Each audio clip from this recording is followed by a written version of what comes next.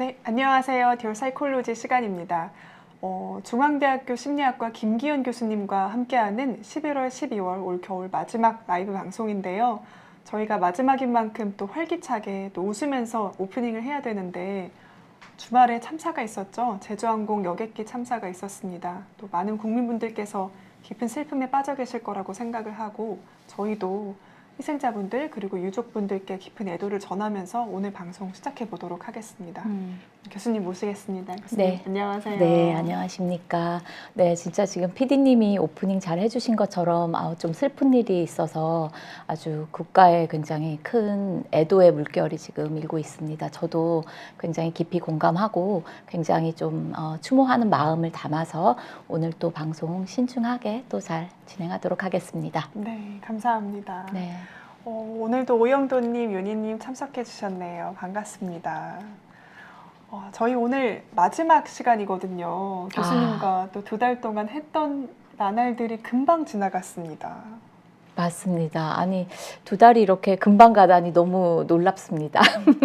그 2달 동안 좀 어떠셨어요? 비욘디 방송하시면서 매주 이렇게 나오시는 거 힘드시지 않으셨어요? 오히려 힘들다기보다는 좀 에너지를 항상 많이 얻었던 것 같아요. 그래서 이렇게 또 제가 이런 방식을 통해서 소통을 많이 그러니까 해본 경험이 많지는 않은데 이렇게 이제 대중들을 대상으로요.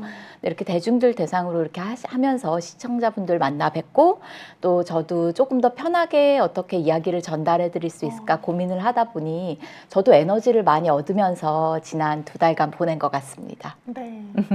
또 그렇게 에너지 받아주셨다니까 저희도 너무 감사하고요. 네, 감사합니다. 오늘은 또 국내의 유일한 그리고 또 저명한 노년심리학자인 김기현 교수님과 함께하는 마지막 방송이기도 하니까요. 혹시 교수님께 심리학 관련된 궁금증들이 있으시다면 댓글로 남겨주세요. 그러면 저희가 읽고 또 답변 드릴 수 있는 것들 답변 드리겠습니다. 네. 보통 저희가 심리학이라는 학문이라고 하면 정말 그런 상상을 많이 하거든요. 마음을 읽어봐. 네, 마음을 읽는 학문. 그리고 뭔가 쪽집게처럼 이렇게 알 것 같은 그런 학문이라고 많이들 생각을 해요. 근데 심리학이 사실 굉장히 과학적인 학문이잖아요. 맞습니다. 네. 그래서 사실 심리학과에 들어온 학생들이 그렇게 생각했던 것과 굉장히 다른 거를 공부한다는 거를 알고 학과에 들어온 이후에 조금 당황하기도 하는 네, 그래서 이렇게 우리가 왜 수리에 대해서도 해야 되는 거지? 뭐 약간 왜 우리가 생물에 대해서도 맞아요. 배우는 거지? 네. 당황해야 하는 학생들이 좀 있기는 한데 굉장히 과학적인 학문입니다. 네, 그게 되게 신기한 것 같아요. 인간의 마음을 과학적으로 분석하려고 한다는 그 시도가. 맞습니다. 네. 그리고 그 중에서도 굉장히 분과가 다양하잖아요. 네. 교수님은 학부도 혹시 심리학과 나오셨나요? 그렇지 않습니다. 그래요? 네. 그리고 실제로 심리학 전공하는 학생들 중에 또 이 박사학위까지 받은 학생들 중에도 또 심리학 전공이 아닌 학생들도 좀 있습니다. 물론 진입 장벽은 좀 있긴 하지만 그래도 또 다양한 분야에서 또 이렇게 공부도 하고 또 사실 심리학의 영역에서 할 수 있는 것이 있고 또 이제 다른 영역에서 할 수 있는 것도 있지만 또 심리학도 굉장히 다양한 분야들과 같이 또 소통도 하고 협업도 하면서 그렇게 연구하는 학문이거든요. 네. 맞아요. 그거를 좀 기억을 하고 또 심리학이라는 학문을 바라봐야 될 것 같습니다. 네, 맞습니다. 네. 오늘은 그 노년 심리학에서도 노년학의 꽃이라고 할 수 있는 주제에 대해서 준비해 봤는데요. 네. 바로 장수죠. 장수인데 장수 심리학에서 이야기하는 장수의 비결입니다. 네, 네. 아마 궁금해 하실 것 같아요. 왜냐하면 저희가 지난 여러 시간 동안 이렇게 뭐 다양한 주제에 대해서 이야기하면서 이 장수와 연관된다는 얘기를 굉장히 많이 했었어요. 네, 은연중에 했죠. 뭐 초콜릿도 있었고. 네, 그다음에 저희가 뭐 삶의 목적에 네. 대해서도 간단하게 버킷리스트 이야기도 해보고. 네, 그래서 아마 장수와 당연히 이렇게 조금 연관을 지어서 생각하시는 분이 많았을 것 같습니다. 근데 오늘 조금 종합해서 저희가 알고 있는 결과들, 그다음에 앞으로 해야 될 부분에 대해서까지 좀 이야기하는 시간을 가질 수 있을 것 같아요. 네, 알겠습니다. 근데 이 장수에 대한 장수를 할 수 있는 심리학적 비결 이런 것들을 제가 좀 찾다 보니까 생각보다 연구들이 많이 없더라고요. 네, 그게 사실 쉽지가 않아요. 왜냐하면은 돌아가신 분들을 대상으로 어떻게 하면은 이렇게 오래 사셨습니까라고 또 사실 이야기를 이렇게 여쭤보는 것도 잘 쉽지 어렵죠. 않고, 네. 그 다음에 또 그분이 몇 세까지 사실지 모르는 상태에서 계속 이렇게 뭔가 비결을 판다는 것도 쉽지 않고, 또 그래서 뭐 여러 가지 방법으로 또 연구가 진행되고 있긴 한데요. 그래서 그러니까 그 유전적인 요소가 굉장히 조금 있기 때문에 그 자녀들, 장수한 노인들의 자녀들을 대상으로 한 연구도 사실 있고요. 그래서 다양한 방식으로는 조금 하려고는 하지만 아직 많이 되어 있진 않아요. 심리적인 비결에 대해서는. 그래서 저희가 조금 추측할 뿐이고 이런 것이 중요하지 않을까라고 하는 부분이 있는데, 이제 앞으로 그 영역들을 조금 더 많이 채워가야 하는 것이라고 생각하고요. 저도 그런 부분에 대해서 좀 연구를 할 계획이거든요. 그래서 좀 호흡이 긴 연구들이기는 한데 저에게 굉장히 의미가 있는 연구들일 것 같습니다. 그래서 네. 더 기대됩니다. 그러니까 앞으로 교수님께서 이 분야에 대해서 조금 더 연구를 해보고 싶다라고 얘기해 주시는 거니까요. 저희도 기다리고 있겠습니다. 네. 근데 좀 호흡이 긴 연구들이라서 결과가 언제 나올지는 좀 모르겠네요.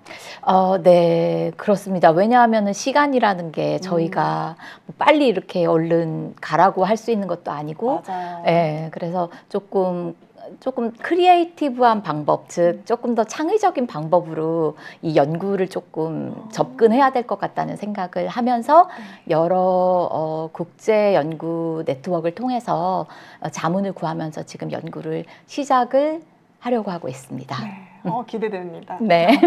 그래서 오늘은 조금 더 일단은 직관적이죠. 그리고 또 관찰할 수 있는 것들을 토대로 해서 저희가 장수할 수 있는 심리적 비결에 대해 이야기 나눠보려고 합니다. 네. 바로 블루존이라는 이야기 혹시 들어보셨는지 모르겠어요. 네.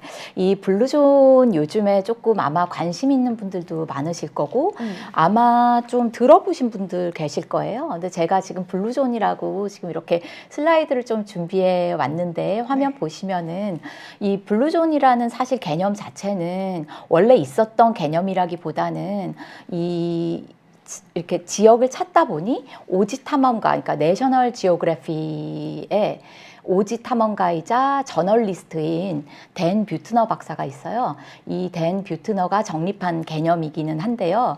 이 지구촌에서 어찌 보면은 가장 건강하고 오래 사는 사람들이 거주하는 특정 지역, 론제버티 핫스팟이라고도 하는데요. 롱제비티 핫스팟이요? 네, 그렇게 줄여서 말하기도 해요. 네. 그래서 이제 그런 지역을 뜻하는 말로 그냥 블루존이다 했는데, 지금은 조금 굉장히 다양한 분야에서도 여러 사람들이 사용하고 있는 개념입니다. 그리고 책도 블루존이라고 해서 나와 있고요. 그 다음에 웹페이지도 블루존이라고 해서 나와 있어요. 근데 이 지역들이 5개 정도로 이렇게 축약이 됐는데, 보면은 이탈리아의 사르데냐 지역, 그다음에 일본의 오키나와, 그다음에 코스타리카의 니코야, 그리스 이카리아, 그다음에 미국 캘리포니아의 로마린다 지역까지 이렇게 5개 지역을 지칭하는 그런 개념으로 통용되고 있습니다. 자, 그래서 이 지역들이 블루존이다라고 일단 이렇게 알아두시면 될 것 같아요. 네, 그러니까 롱제비티 핫스팟, 네. 장수하는 핫스팟이라는 거예요. 그렇죠? 맞습니다. 여기 거주하시는 분들이 유독 장수한다는 그런 보고들이 있었던 거잖아요. 네, 실제로 100세인 인구가 굉장히 많고, 네. 노화로 인한 질병도 굉장히 많지 않은 그런 지역이었어요. 그래서 더 유명해진 것이죠. 그러니까 100세인들이 굉장히 많이 살고 있는 네. 특정 지역이다. 그렇게 해서 론제버티 핫스팟 이렇게 얘기하고 있습니다. 네, 그리고 이게 되게 조금 더 신기한 게 사실 우리나라 같이 의료 환경이 잘 구축된 곳은 100세까지 사는 게 뭐 요새는 다 가능해 보이거든요. 병이 있어도 관리를 하면서 살면 되니까요. 근데 이런 지역들은 또 그렇게 의료 시스템이 잘 구축되어 있지 않을 수도 있고. 맞습니다. 그러면 병이 없는 상태로 100세까지 산다는 거니까. 그러니까 그게 좀 신기해서 네. 이 이제 좀 나름 조금 찾아서 인터뷰도 해보고 직접 방문도 해보고 했더니 몇 가지 특성들이 있어서 그거를 이제 댄 뷰트너가 전파시키기 시작했어요. 네. 어떤 내용들이 있는지 궁금해서. 궁금하시죠? 네. 일단 그 말한 장수 비결이 무엇인지. 네. 네, 그래서 댄 뷰트너가 이제 말한 몇 가지 이제 장수의 비결이 있었어요. 그래서 이게 그 제가 홈페이지에 가서 직접 가져온 이 자료인데요. 이제 딱 보시면은 9가지 정도로 생활 습관이 이렇게 요약이 되어 있거든요. 그래서 블루존 사람들을 인터뷰해서 좀 그들의 생활 습관을 조금 이렇게 나름 카테고리를 만들어서 살펴봤더니 이 9가지의 특성들로 좀 요약이 될 수 있다라고 하더라고요. 그래서 이 9가지 특성 이렇게 보시면은 대충 이렇게 조금 저는 이게 너무 신기한데요. Move naturally가. 네, 이게 뭔가 운동을 과하게 하라 뭐 약간 이런 의미보다는 그냥 자연스럽게 움직이는 것을 생활화하는 것, 약간 그것이 습관 중에 하나로 배어 있다고 해요. 그래서 뭐 한 15분 정도 뭐 이렇게 약간 움직인다든지 뭐 그러니까 자주 움직여라 약간 이런 의미였던 것 같아요. 그래서 일단 네, Move naturally 이런 게 하나가 있었고, 그 다음에 조금 아래쪽을 보시면은 이 먹는 것과 조금 관련돼 있는 것들이 있어요. 세 개가 지금 보이시죠? 와인을 마시네요. 네. 와인 at 5면은 5시에 와인을 마신다는 네, 건가요? 맞습니다. 근데 이제 약간 5시에 와인을 마시는데 소량의 와인을 마시라 약간 이렇게 되어 있었어요. 그래서 되게 그것도 신기했죠. 네, 그래서 제가 다음 슬라이드로 아예 가볼까 싶기도 해요. 네. 네, 가보시면 이게 이제 그 파워 9이라고 이 사람이 명칭을 했어요. 그래서 9가지 습관 중에 아까 1번이 지금 PD님께서도 말씀을 하셨던 자연스럽게 움직여라, move naturally 였고요. 그 다음에 이제 보면은 5번으로 한번 가볼까요? 5번. 플랜트 슬랜트, 이거는 무슨 의미냐면은 식물성 식품을 주로 섭취하는 식단, 즉 식물성 식단을 얘기를 하고 있어요. 그래서 과일, 채소, 그 다음에 그런 식물성 위주의 식이요법이 장수에 되게 효과적이었다. 약간 이런 얘기를 조금 하고 있었고요. 그래서 실제로 인터뷰를 해봤더니 블루존 사람들이 단백질 섭취를 동물보다는 콩이나 채소를 통해서 이렇게 섭취를 하고 있더라. 라는 얘기였죠. 그러니까 환경이 자연스럽게 그렇게 구축된 환경이었다는 거네요. 네, 그렇습니다. 그래서 되게 신기하죠. 그래서 콩이 뭐 워낙 좋다는 얘기 저도 많이 들어서 콩을 좀 많이 먹으려고는 했는데 이게 제가 자연스럽게 이렇게 어디서 터득한 그 무의식 중에 콩이 좋다라고 생각했던 것 같은데 이 책을 전에 한번 제가 보고 그걸 이제 자연스럽게 조금 습관에 한 것 같아요. 근데 이제 실제로 육류를 일단 그 미국 국립암연구소에서 연구를 한 거에 따르면은 뭐 실제로 육류를 덜 섭취할수록 심장병이랑 암과 같은 그런 다양한 원인으로 인한 사망 위험을 줄일 수 있다고 했는데 그 연구와도 사실 이런 인터뷰는 일맥상통한 그런 결과였던 것이죠. 그래서 여기에서 추천하고 있는 거는 95%에서 100% 식물성 식단. 그 다음에 한 달에 5회 미만의 고기 섭취, 유제품 소비 줄이기, 하루 7잔의 물 마시기, 뭐 약간 기타 등등의 그런 식습관을 조금 추천을 하고 있었어요. 네, 그게 일단은 식물성 식단을 하라는 5번이었고요. 그 다음에는 6번 와인 at 5 이거였는데요. 와인을 한 잔씩.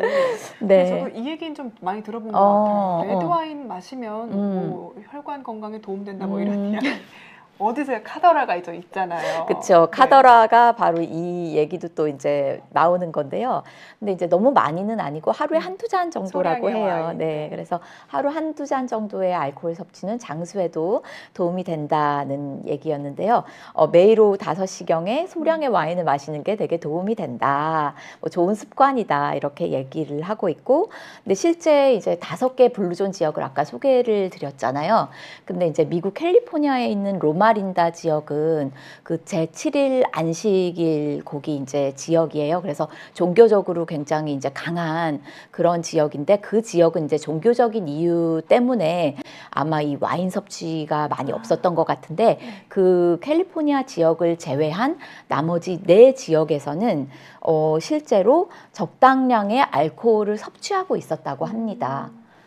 그래서 예, 뭐 적당량의 알코올은 도움이 된다 장수에. 레드 와인, 소량. 네, 일단 그랬고 여기서 말하기는 그렇다고 합니다. 네. 그리고 여기서 하나 되게 재미있게 여기 이제 홈페이지 가보면 내용이 나오는데 제가 웃다 이렇게 조금 웃었어요. 뭐냐 네. 하면은 거기 제가 나온 그대로를 제가 말씀을 드릴게요. 네. 뭐냐면 주중에 참다가 주말에 14잔 정도씩 와인을 마시면은 안 된다라고 안 되어 된다. 있어요. 주중에 참고 어. 주말에 포금하지 포금하면은 말고. 안 된다. 이게 아. 절대 에버리지로 되는 게 아니니까 평균치가 아니고, 그러니까 꾸준한 뭔가 이런 것. 그 다음에 포금은 절대 해롭다. 약간 이런 얘기를 하고 그러네요. 있었습니다. 하긴 그냥 이제 저희가 이야기는 그래 하루에 한 잔 정도, 2잔 정도 괜찮으면 월화수목금토 합쳐서 일요일에 12잔 마셔야지 이런 뭐 약간 그렇게, 있는데 안 된다는 거죠. 예, 안 네. 된다고 합니다. 네. 그리고 실제로 이제 살데니아 그 지역에 거주하는 사람들이 네. 하루에 한두 잔 그 레드 와인 마신다고 그렇게 나와 있었어요. 그래서 뭐 레드 와인에는 폴리페놀 성분이 이제 들어가 있어서 실제로 그 심혈관과 알츠하이머 발병을 이렇게 낮추는 그런 효과가 있다고 하죠. 네, 알겠습니다. 그럼 여기까지가 이제 그 대략적인 장수 비결로 네. 정리가 된 것 같은데요. 하나가 더 있는데 얘기해도 될까요? 그럼요, 그럼요. 네. 아까 그 슬라이드 잠깐 한번 다시 네. 가보면은요. 네, 4번 하나 말씀을 드리는 게 좋을 것 같아요. 이게 80% 룰이 네, 뭘까요? 80%의 룰이라고 있죠. 80%의 법칙. 이게 이제 열량 제한이랑 좀 관련이 되는 내용이에요. 근데 이게 일본 오키나와에 있는 개념인데 거기에서 하라하치부라는 그런 오키나와 지역에서 유래한 식습관이라고 하는데 배가 80% 정도 찼을 때 식사를 멈추는 거를 의미한대요. 소식하는 거네요. 네. 그래서 이제 너무 배부르지 않게 약 80% 정도 찼을 때 그만 먹고 열량을 제한한다면은 장수에 도움이 된다라는 거죠. 쉽지 않은 일이긴 합니다. 굉장히 쉽지 않죠. 왜냐하면 먹다 저희는 꼭 보면 이제 배부를 때까지 먹거든요. 네, 그래서 120%가 돼야지 저희가 이제 배가 멈추는 예, 그런 습관이 이제 저도 많죠. 사실 저희 특히 배고프다가 먹으면은 멈추기가 쉽지 않잖아요. 맞아요.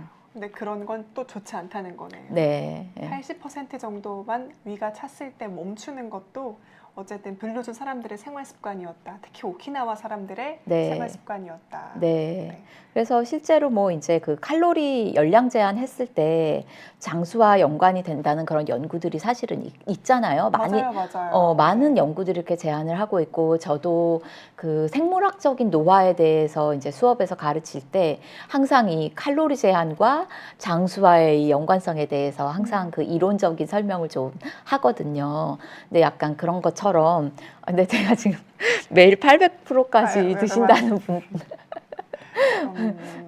때문에 지금 너무 웃음이 터졌는데 아이디도 왜 배만 나와님이시네요. 80%가 아니고 800까지 드신다고 하는데 네. 근데 어쨌든 이런 행복하시대요. 많이 드시면 또 많이 먹으면 행복해서 많이 드신다고.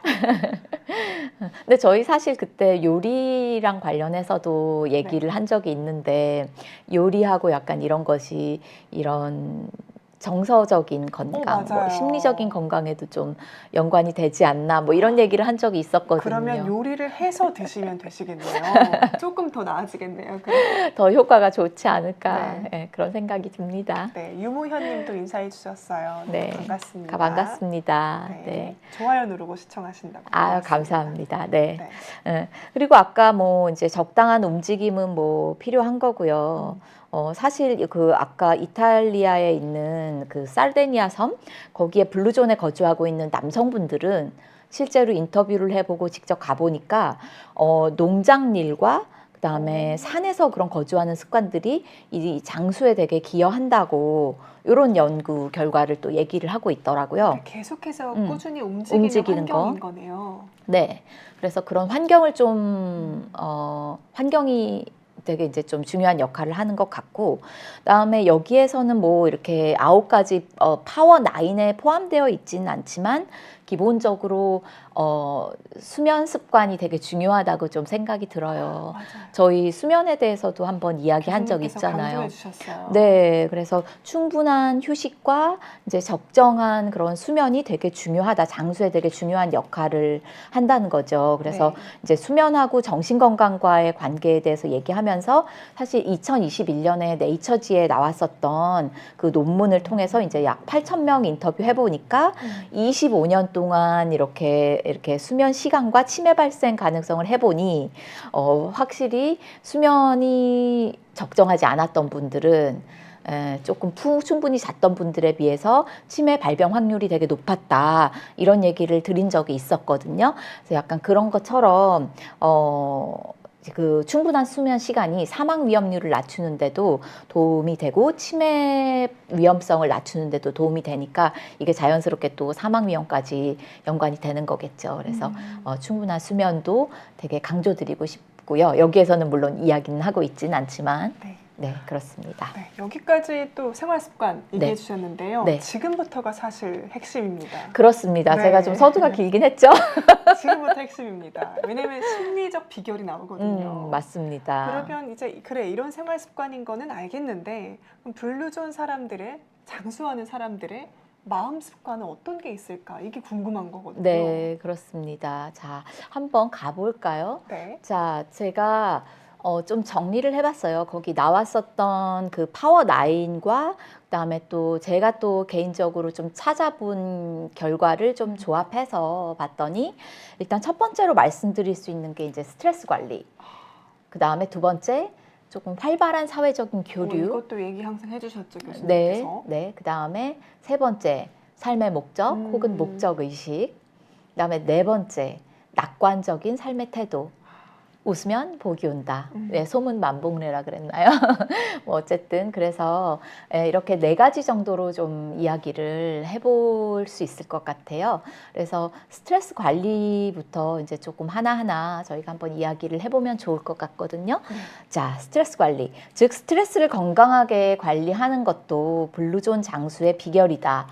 라고 이렇게 말씀을 드릴 수 있을 것 같아요. 정말 어렵거든요, 스트레스 관리하는 정말 게. 어렵습니다. 네. 예. 실제로 뭐 우리가 스트레스를 거의 하루에도 여러 번 겪기도 하고 그리고 참 그거 아세요? 우리나라에서 사용되고 있는 웨레어 중에 가장 많이 사용되고 있는 웨레어. 그게 스트레스예요? 네, 그렇다고 하더라고요.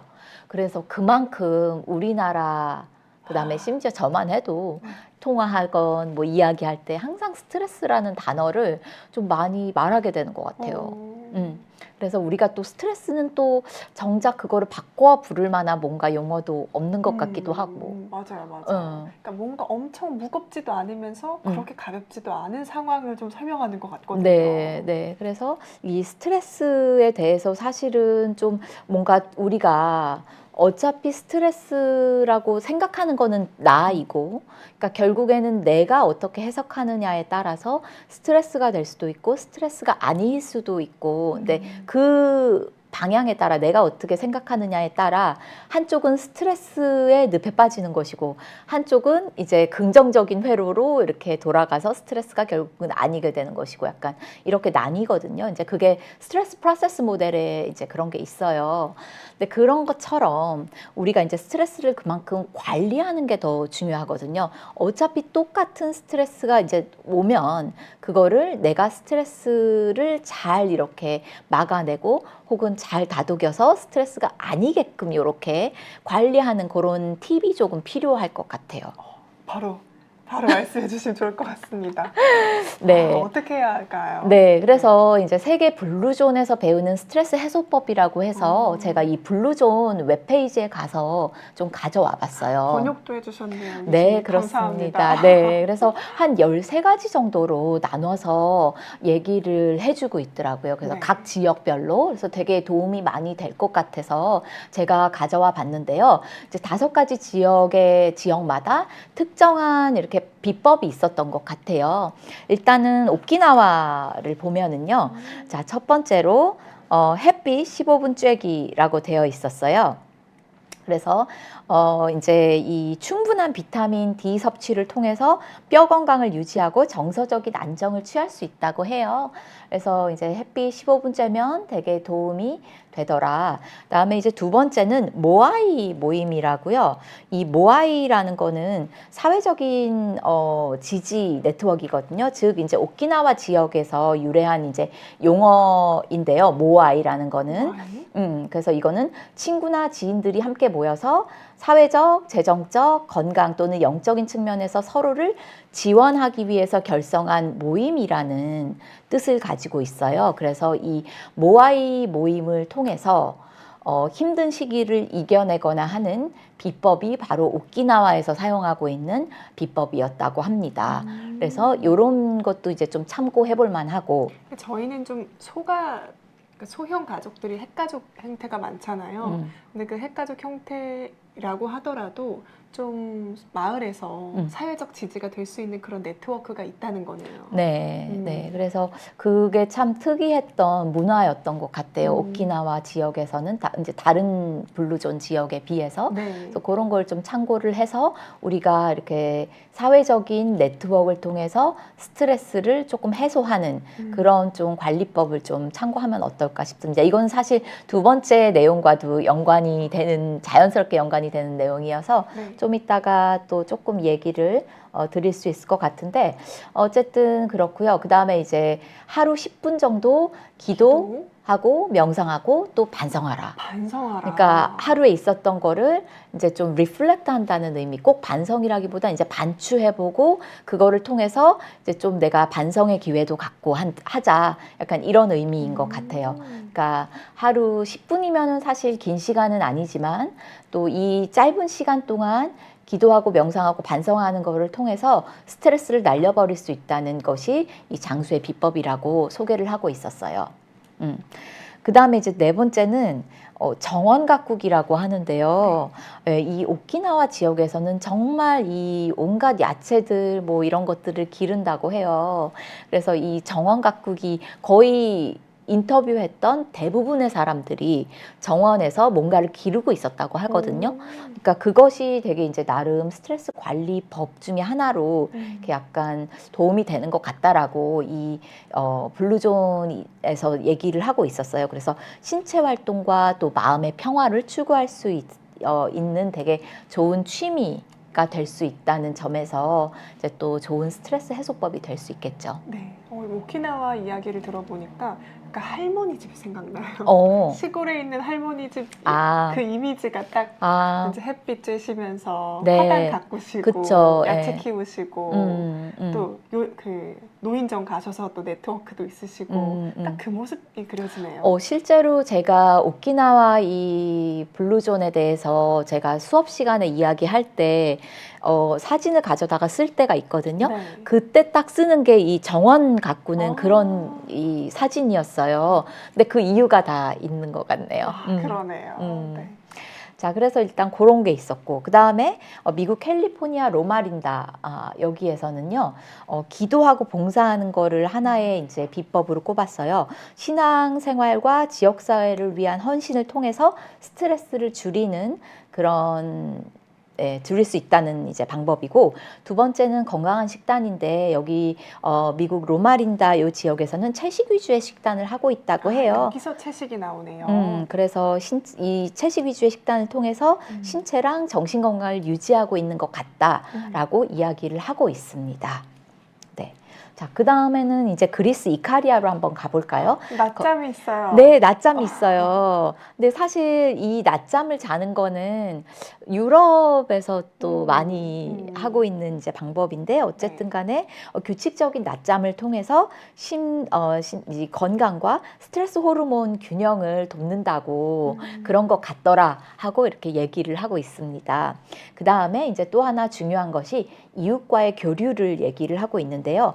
친구랑 가족들과의 주기적인 만남을 통해서 이제 삶의 질을 높이고 있는 것 같다라고 블루존에서 이야기를 하고 있었습니다.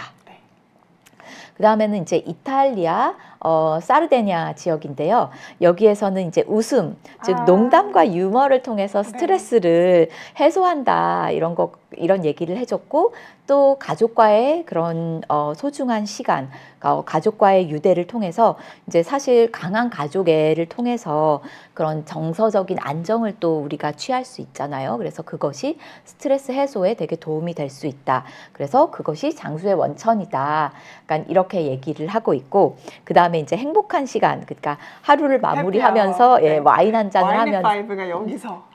네, 그래서 와인 한 잔을 하면서 스트레스도 날려버리고 또 교류도 하고 이런 비법을 또 소개를 하고 있었고요. 네. 이제 마지막 코스타리카 니코야 지역에서는 이 삶의 목적에 대해서 이야기를 하고 있었어요.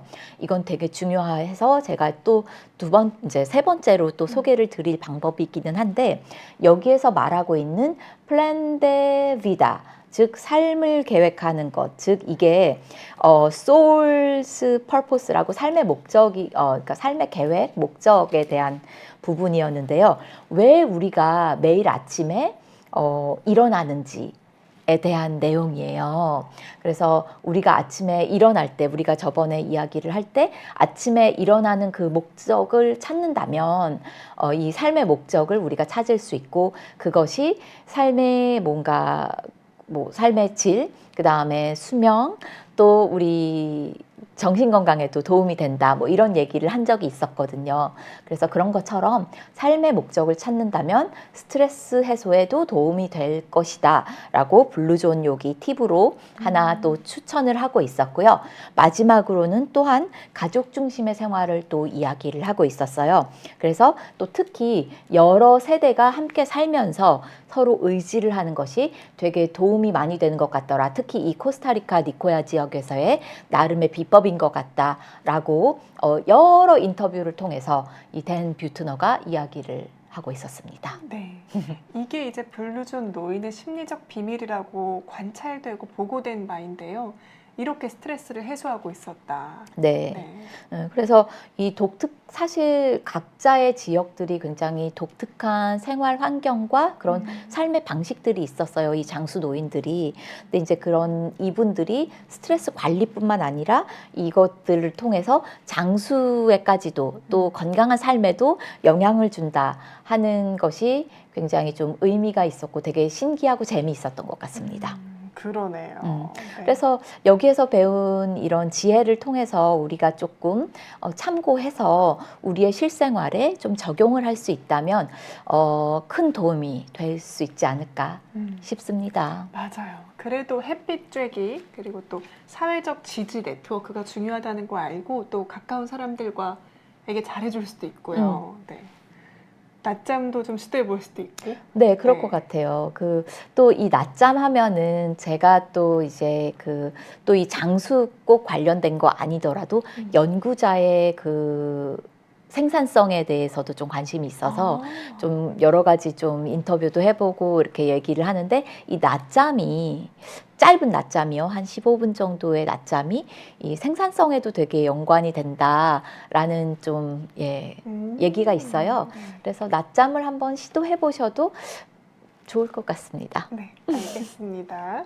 이게 스트레스 관리였고요.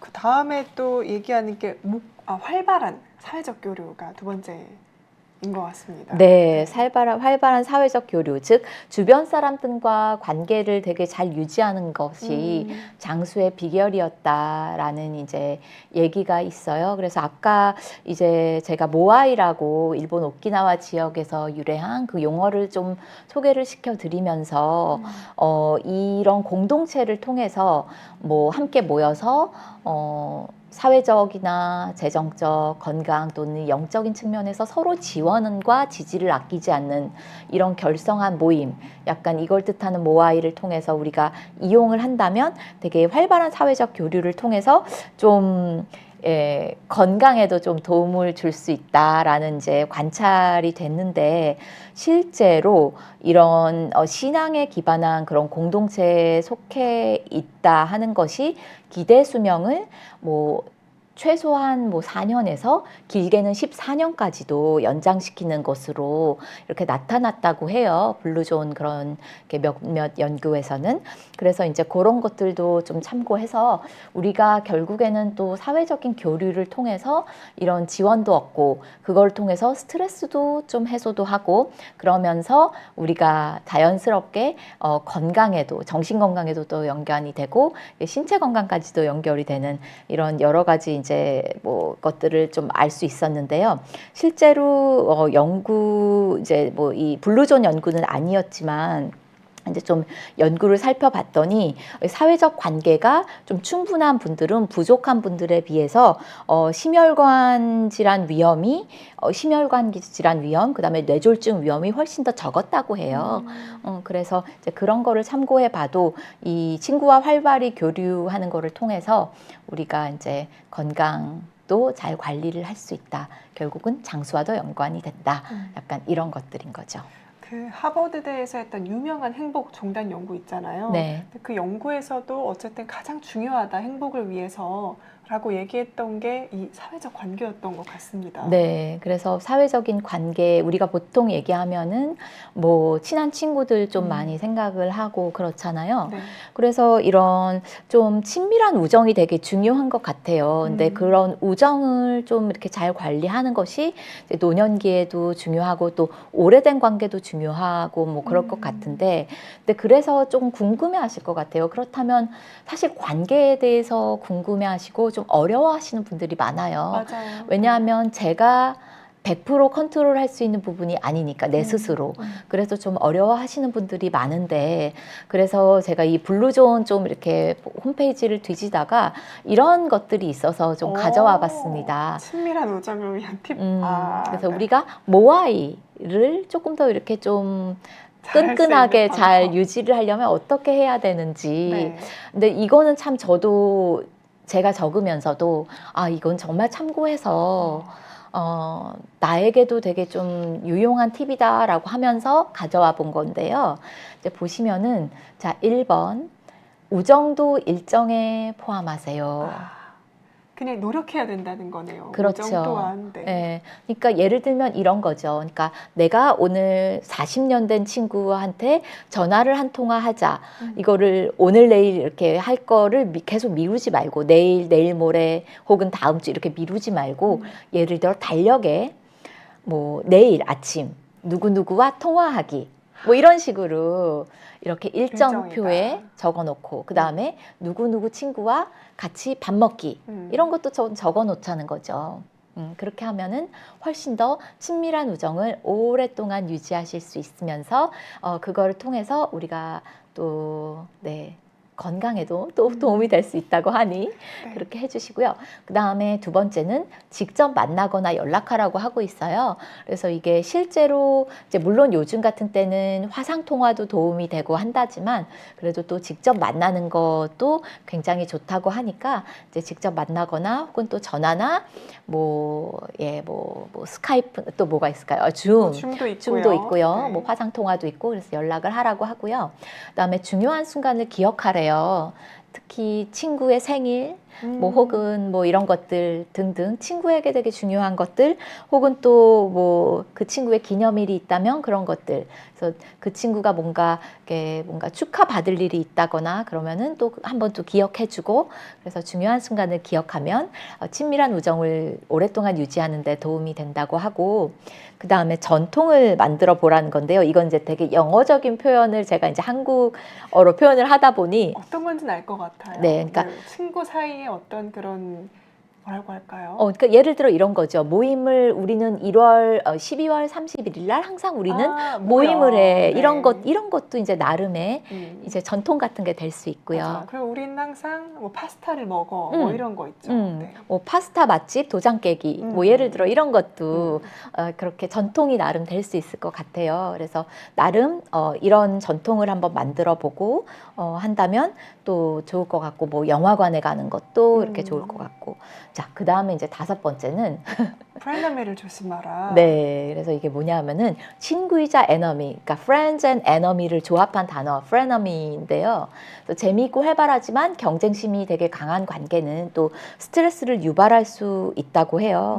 그래서 이렇게 애매한 관계는 좀 순수하게 그렇게 되게 좋은 관계보다는 문제를 많이 일으킬 수 있으니까 이제 조금 건강과 행복에 도움을 주는 그런 우정에 조금 더 이제 집중할 에너지를 필요가 쏟자. 네, 그렇다는 거죠. 근데 그거는 좀 맞는 말인 것 같고 그러니까 하니까 요 5가지 블루존에서 추천하는 팁을 이용을 해서 좀 한번 친밀한 우정을 돈독하게 한번 만들어 보시면 어떨까 싶습니다. 맞아요. 저희 요새 MZ들 사이에서 유행하는 단어가 있거든요. 친구비라고.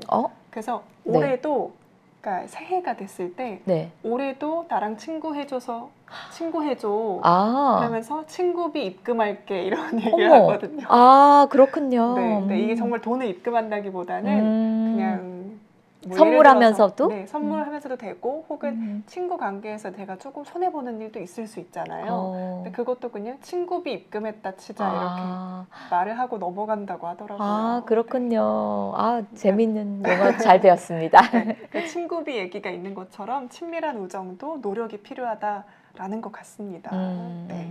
네. 네. 전화번호 저장된 거 목록 보고 새해 인사 싹 돌리겠다. 네, 해주셨고요. 윤희님도 뉴욕에 있는 친구한테 오늘 전화해야겠어요 라고 댓글 남기셨습니다. 네, 저도 오늘이 지나기 전에 친구한테 또 톡을 한번 남겨야 되겠네요. 자기 전에. 네, 그것도 좋네요. 이제 연말 사실 이게 저희가 시간이 너무 빨라서 이제 연말이에요. 네, 내일 새해 모레면 인사해야 합니다. 네, 내일 모레면은 2025년이거든요. 그러니까요. 새해 인사할 때 또 이 친구들한테 연락 돌려야겠네요. 맞습니다. 자, 그래서 우리가 이제 그런 친밀한 우정이 웰빙에 되게 큰 영향을 주고 이제 그렇다라는 내용을 이제 얘기를 했고요. 자, 이제 목적 의식에 대해서 한번 얘기를 해보고자 해요. 오늘 그래서 어쨌든 교수님께서 생각하시는 가장 중요한 이야기죠. 네, 맞습니다. 그래서 뚜렷한 목적 의식을 갖는 것이 수명을 연장시킨다는 내용이죠. 그래서 이거는 아마 제가 저번에도 한번 소개를 시켜드렸을 수 있을 것 같은 내용인데요. 그 삶의 목적 의식이 없는 사람은 그렇지 않은 사람에 비해서 5년 이내 사망할 확률이 2배 이상 높았다라고.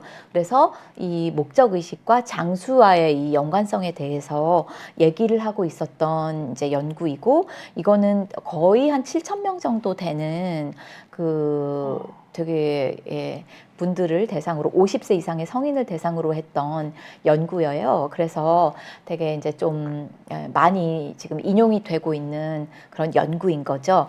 그래서 이제 목적 의식이 그만큼 이제 중요한데요. 또 특히 이제 이 논문을 보면은요, 되게 재미있었던 게 제가 아까 말씀을 드렸던 것처럼 이 장수 노인들을 다 전수조사하기가 사실 쉽지가 않아요. 특히 100세 이상 노인들을. 그래서 이 논문은 이제 굉장히 저희 이 노년 심리 쪽에서 유명한 저널에 이제 나온 논문인데요.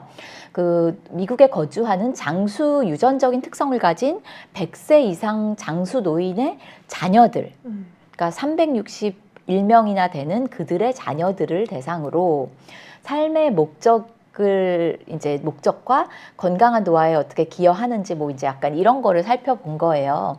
근데 이제 간단하게 말씀을 드리자면 이제 이 100세 노인의 자녀들을 이렇게 봤더니 삶의 목적감이 그렇지 않은 이제 매치해서 살펴봤거든요. 이 100세 이제 유전자를 가진, 그쵸? 100세 이상 유전자를 다 가진 사람들인 거죠. 네, 가진 그런 이제 자녀들을 대상으로 비슷한 나이 또래의 다른 샘플을 이렇게 비교해 본 거예요.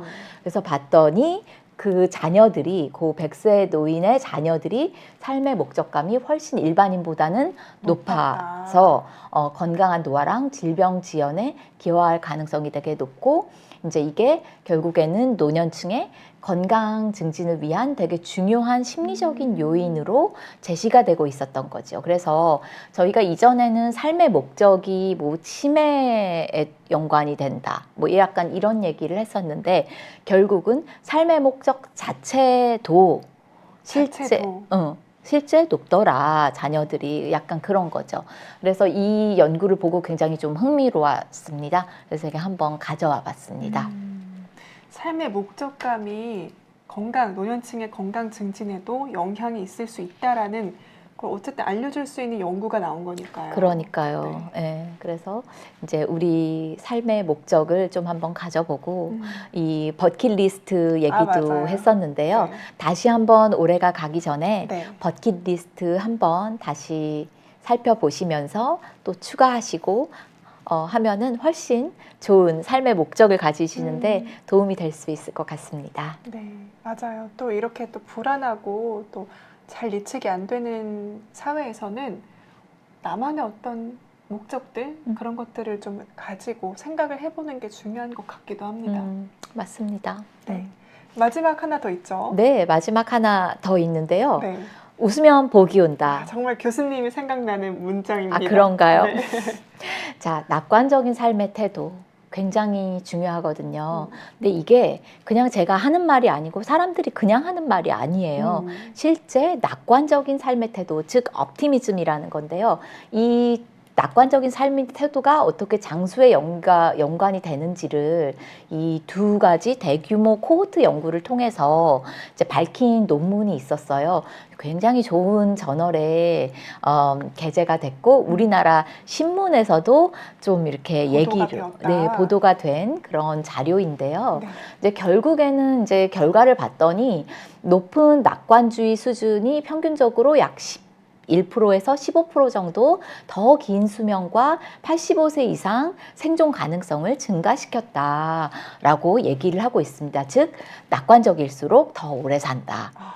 이런 라고 거죠. 얘기해도 과언이 아니다는 걸 증명한 연구네요. 네, 그렇습니다. 그래서 낙관주의가 결국 건강한 노화를 促진하는 그런 심리적인 자원이라는 거를 다시 한번 시사하는 그런 논문 내용이었고요.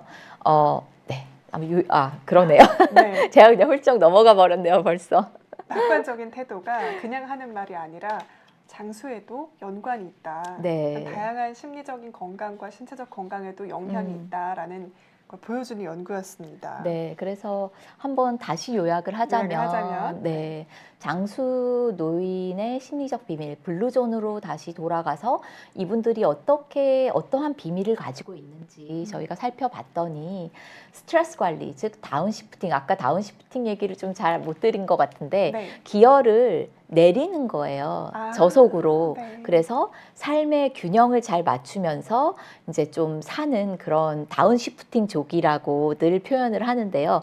그래서 삶을 조금 느린 페이스로 가게 하면서 삶을 이렇게 조금 균형을 맞춰서 사는 그런 삶을 산다 해서 다운시프팅이라고 하는데 어쨌든 스트레스 관리를 잘 하는 게 중요하고 그 다음에 모아이 즉 활발한 사회적인 교류가 필요하며 목적의식을 갖고 산다면 장수 노인이 되는 그런 우리가 지름길로 가는 그런 팁을 가질 수 있는 것이고 또 특히 조금 더 낙관적인 삶의 태도를 가질 수 있다면 좀 장수로 가는 그런 지름길에 한 발 더 다가가는 것이겠죠. 웃으면 복이 온다까지 기억하시면 좋을 것 같습니다. 네. 네, 그러면 지금까지 어쨌든 심리학에서 추측하건대 장수에 도움이 되는 것들 이런 것들이 있다라고 4가지 교수님께서 이야기를 해주셨습니다. 또 새해에 많은 계획들을 하고 계실 텐데 그 계획에 참고하셔서 실천해 보시면 좋을 것 같습니다. 네. 네, 그러면 이제 오늘 이렇게 김기현 교수님과 함께한 마지막 방송 마무리를 해봐야 될 것 같은데요. 교수님 그래도 8회 동안 이렇게 방송 쭉 진행해 주시면서 가장 기억 남는 방송이라든가 혹은 시청자분들께 이런 메시지는 좀 전하고 싶었다 하는 것 있을까요?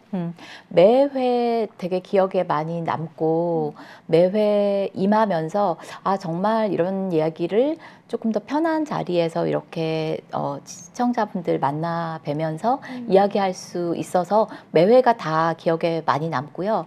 또 특히 제가 강조드리고 싶은 거는 사실 내일 모레면 2025년이 되는데 2025년에는 저희가 우리나라가 5명 중에 65세 이상 노인분들이 5분 중에 한 분이 65세 이상 노인분들이 되는 초고령 사회에 진입하게 됩니다.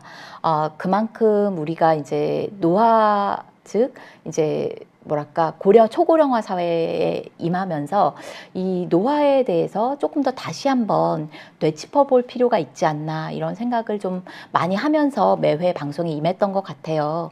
그래서 이 노인분들이 훨씬 더 많아지고 나도 이제 노인이 될 거 아니에요. 그래서 조금 더 긍정적인 마음가짐, 노화에 대한 긍정적인 태도를 가질 수 있다면 좋지 않을까. 그게 바로 저의 소임이라고 저는 생각을 하면서 매회 방송에 임했던 것 같아요.